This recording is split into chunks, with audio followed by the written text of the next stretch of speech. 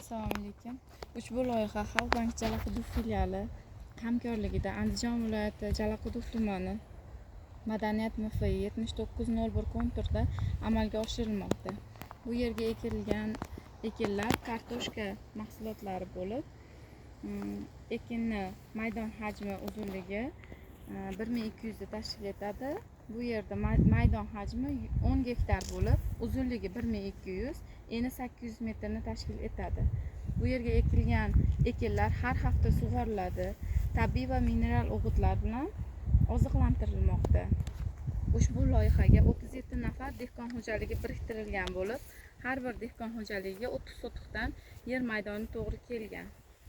Loyihani samarali rivojlantirish hamda samarali amalga oshirish uchun dehqon xo'jaliklarda yetarli tajribalarga ega.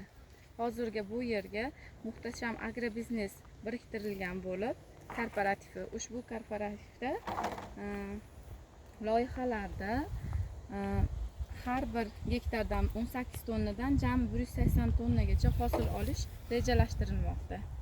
Bu yerda ekilgan kartoshkalar yetib pishib yetirilgandan so'ng kavlab olish rejalashtirilmoqda. Hozirda sug'orish ishlari olib borilmoqda.